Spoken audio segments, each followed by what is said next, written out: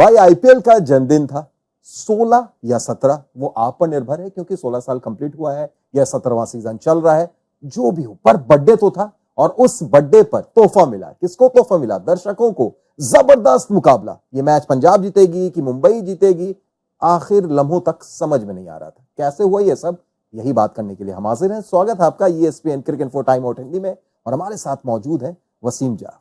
Welcome Wasim. शुक्रिया सैयद। वसीम भाई, ये मुकाबला, मतलब पंजाब जिस अंदाज में खेल रही है ये टूर्नामेंट, कई मुकाबले बेहद करीब आकर हार जाती है, आज भी वैसा ही हुआ। पर आज जीतने वाले से ज्यादा चर्चा हारने वाले की हो रही है। इसका मतलब ही कुछ बड़ा हुआ होगा। आशुतोष शर्मा, क्या कमाल का खिलाड़ी है वसीम भाई। आप अगर इनके बारे में जानते होंगे तो आप जरूर बताएंगे। कई रिकॉर्ड्स उन्होंने अपने नाम कर लिए। सिर्फ छठे खिलाड़ी हुए आईपीएल में नंबर 8 या उससे लोअर 50 जड़ने वाले। सिर्फ अगर आप लगातार डेब्यू से देखें, सिंस डेब्यू, ये इनका चौथा 30+ स्कोर था। इनसे ऊपर सिर्फ और सिर्फ शॉन मार्श। कमाल की परफॉर्मेंस रही है। और एक स्टेज पे ऐसा लग रहा था कि जब 77 पे 6 हो गई पंजाब चेस करते हुए, तो ऐसा लगा एक तरफा मैच है, बड़ा मुश्किल है यहाँ से कमबैक करना। लेकिन फिर से वही शशांक सिंह, फिर से आशुतोष शर्मा, जो हम पहले भी देख चुके हैं, ये कोई नई बात नहीं है। लेकिन इतने नज़दीक ले आना, मुझे लगता है कि अगेन 2 अनकैप प्लेयर्स की एक कहानी रही है इस सीज़न में। और अपना आशुतोष शर्मा ने तो सबको इम्प्रेस कर दिया। इवन बुमराह को जो वो छक्का लगाया और जिस तरह के शॉट्स लगाए, बिल्कुल ऐसा लग गया था कि एक स्टेज में पंजाब फेवरेट्स हो गई थी। अगर थोड़ा सा, मुझे लगता है कि थोड़ा ध्यान से खेलते, वो बुमराह के ओवर में शशांक सिंह थोड़ा सा कंजर्वेटिवली खेल लेते, अगर उनको विकेट नहीं देते, तो कहीं ना कहीं ये मैच पंजाब जीत सकता था। वसीम भाई, आपने कहा कि जिस अंदाज में उन्होंने खेला सबको इंप्रेस किया। आप जब पंजाब के साथ जुड़े हुए थे और उस वक्त आशुतोष शर्मा को क्या आपने देखा था? क्या ट्रायल देखा था? क्या उस वक्त इन्होंने इंप्रेस किया था? कुछ कहानी बताइए आशुतोष शर्मा की।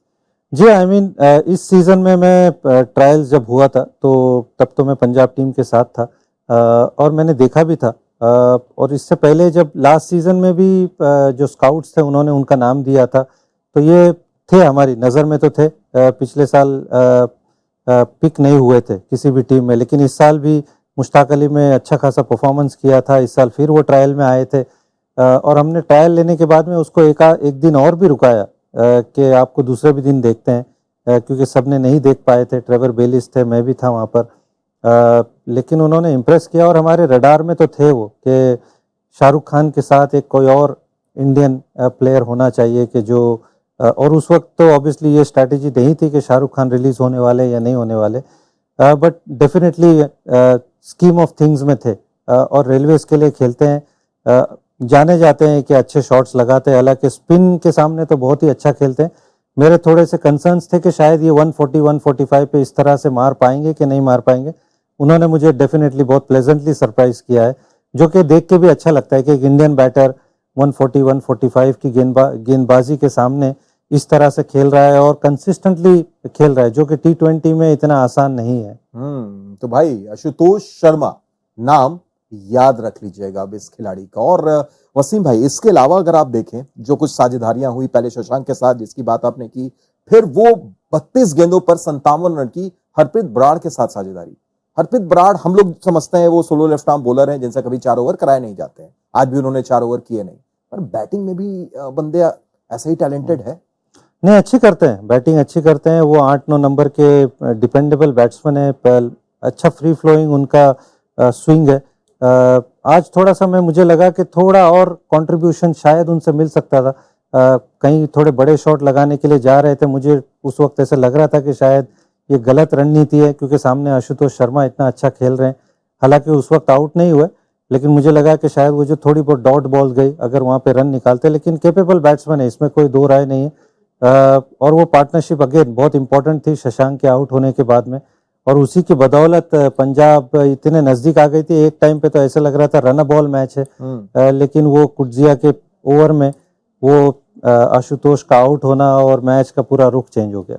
बेशक, और जिस अंदाज में वो साझेदारी हुई, उसके बाद गेंदबाजी की अगर बात करें तो एक साझेदारी गेंदबाजी में भी दिखी। पहले नई गेंद से जसप्रीत बुमराह कोइत्सिए 4 ओवर शुरू का डालते हैं और वहीं पर ऐसा लगा कि बिल्कुल धकेल दिया पीछे पंजाब को। और फिर डेथ ओवर में काम अधूरा रहा, वसीम भाई, पहले नई गेंद से और फिर डेथ ओवर्स में भी यही जोड़ी आकर पंजाब को बाहर कर दिया मैच से।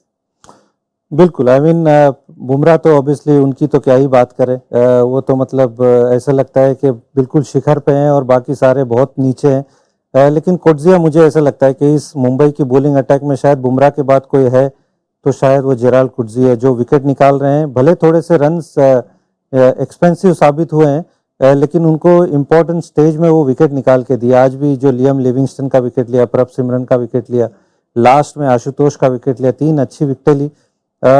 लेकिन कंसर्न्स तो है इसके अलावा भी मुझे ऐसा लगता है कि मुंबई की गेंदबाजी में बड़े लूप होल्स हैं अभी भी, क्योंकि थोड़ी सी टैक्टिकली अगर हम बात करें तो नाबी का यूज़ ना करना मुझे समझ नहीं आया कि थोड़ा सा बड़ा ग्राउंड है, आप यहाँ पे यूज़ कर सकते थे मोहम्मद नाबी को।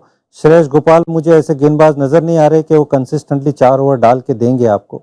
तो इस मुंबई की गेंदबाजी में थोड़े लूप होल्स हैं और ये थोड़ा सा बेहतर करना होगा अगर इनको अच्छी टीमों के सामने खेलना है, मैचेस जीतने हैं। लेकिन आज बुमराह तो बिल्कुल स्टैंड आउट है, क्योंकि उनसे आज आपने पावर प्ले में 2 ओवर गेंदबाजी कराई, उसके बाद आपने 13वां ओवर कराया, लेकिन डेथ में फिर उनका 1 ही ओवर बच गया। तो ये कहीं ना कहीं अगर अच्छा मैच होता तो ये शायद भारी पड़ सकता था उनको कि बुमराह के 2 ओवर अगर आप डेथ में नहीं रखते।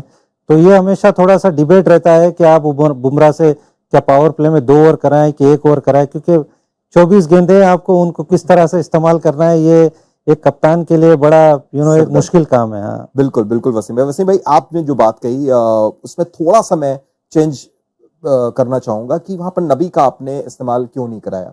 मेरे हिसाब से क्या नबी मुल्लापुर में, क्योंकि मुल्लापुर हम देखते हैं कि यहाँ पर तेज गेंदबाजों को ज्यादा मदद मिलती है, आपकी फर्स्ट बैटिंग में क्या 3 ओवरसीज के साथ आप जा सकते थे? नबी को आप बाहर रखते और फिर तुषारा जो बाहर बैठे हुए हैं मुल्लापुर की पिच पर जहां तेज गेंदबाजों को मदद मिल रही है, शायद तुषारा ज्यादा बेहतर ऑप्शन होते।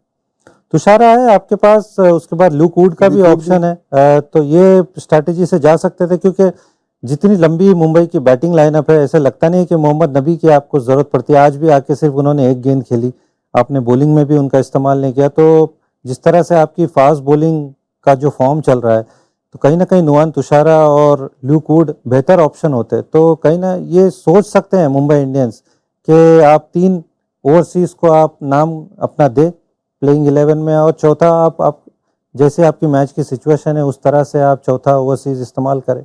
बिल्कुल। और भाई हम बात कर रहे हैं, बिल्कुल बात कर रहे हैं, यही सोच रहे होंगे वसीम भाई जो कुछ दर्शक हैं कि आज स्काई की बात नहीं हुई, इतनी बढ़िया पारी उन्होंने खेली, पर उस पारी से मैं थोड़ा सा मेरा आपसे सवाल भी है कि क्या वो पारी सूर्या के स्टैंडर्ड से वो तगड़ी वाली पारी थी? 147 के स्ट्राइक रेट, थोड़ा और तेज खेलते तो शायद स्कोर 20 रन और रहता, फिर शायद ये नौबत भी ना होती।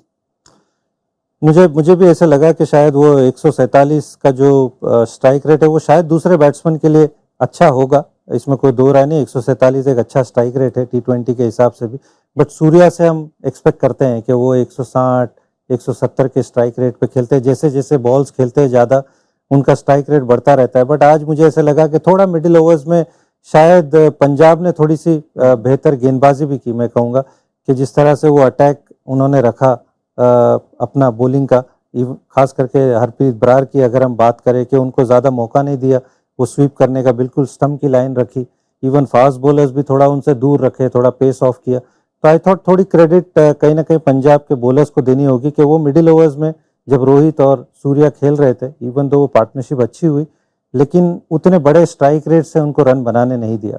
तो भाई अगर पॉइंट्स टेबल पर आप नजर डालें तो ये देखिए मुंबई अब 9 से 7वें पर चली आई है और थोड़ी सी जो दिक्कतें हैं वो पंजाब की बढ़ती जा रही हैं, लेकिन उम्मीद है वसीम भाई कि ये टीम भी कमबैक कर सकती है।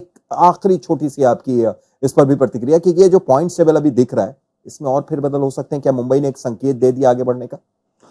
या मुंबई को जैसे मैंने कहा कि थोड़ी बॉलिंग पे काम करना होगा, थोड़ा सा सोचना होगा कि कहाँ उनकी बॉलिंग और बेहतर हो सकती है। अभी जिस तरह से बॉलिंग चल रही है, सबको पता है कि आप जसप्रीत बुमराह के ओवर अच्छे से खेल लीजिए और आप बाकी बॉलर्स को आप अटैक कर सकते हो।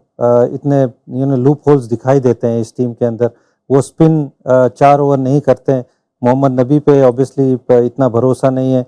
जो दूसरे गेंदबाज हैं वो महंगे साबित हो रहे हैं, मतलब ज़मीन और आसमान का फ़र्क है। अगर हम इकोनॉमी की बात करें तो कहीं ना कहीं वो थोड़ा सा स्तर थोड़ा ऊपर करना होगा। अगर जब आप अच्छी टीमों के सामने खेलोगे, घर से बाहर खेलोगे, और वहां पे अगर आपको मैचेस जीतने हैं अपनी बॉलिंग की बदौलत, तो थोड़ा बॉलिंग का स्तर बढ़ना चाहिए।